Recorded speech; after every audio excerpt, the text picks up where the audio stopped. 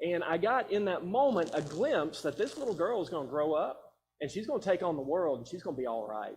You know, she's going to be tough. It's going to be okay. And so we had our little moment, took her by the hand, went out, paid the bill, and that's when I really started crying, you know, because that stuff doesn't come cheap. And I marched her out from there into the parking lot, and she and I had the rest of the day together. And I had this sort of dad moment, right? Swelling with pride. It's my little girl. She did so good. She's so courageous. Having a dad moment. And I want to do something sweet for her, right? My little girl. It's tough. And so I thought, you know what? We're going to take her to the store. We're going to get her some ice cream, some Jell-O. We're going to get us a Redbox movie. I'm going to plop her on the couch, and we're just going to make a day of it. Or maybe we'll go to the store, and I'll get her a little toy or something like that just to celebrate. And so I'm walking from the dentist office to the car, and I knelt down in front of her, again, just swelling with pride, and I said, Lucy, honey, you can have anything you want in the whole world today. You can have anything you want. And I'm just a beaming, and she's just a beaming. And her little eyes were still kind of welling up with tears a little bit. And she wiped her eyes just like this. She looked me square in the face. She said, Daddy, I want a dog.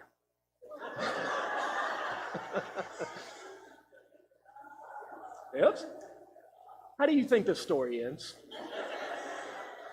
So, the dog's name is Mr. Biscuit. And we still have them. And by the way, as a caveat, my wife takes the kids to the dentist appointments from now on, right? But, you know, so we ended up getting the dog. We still have Mr. Biscuit to this day. And I tell you, the reason that I love to tell that story is because my little daughter, Lucy, right, she still had like a vision of something that she wanted. She had an idea of something that she wanted, even though she was going through a painful moment. You know, isn't that precious? Isn't that wonderful? That she could see something that she wanted, even though her mouth was in pain and that she was swollen up, you know, and ideas were probably circulating in her mind. She had a vision for something that she wanted, even though she was going through a tough spell. And kids can do that, right?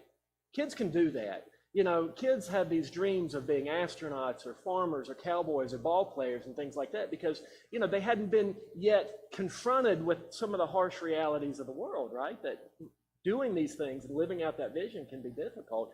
Kids don't have that same sort of inhibition about vision that we as adults do. And now, church, the same thing is true in our spiritual walk as well. I said a little bit about this last night, that when we are young Christians and when we're on fire for the Lord, and as Jesus says in John 3, that we're born again, we don't have a big problem cultivating a vision, do we? Right? Because we know, like the blind man, you know, I don't know all the theological nuance of this Jesus character, but I do know this. I once was blind, but now I can see, right? And we don't know how it's all going to work when we're young in our spiritual life, but we want to evangelize. And we want to share the gospel, and we want to see our church on fire. And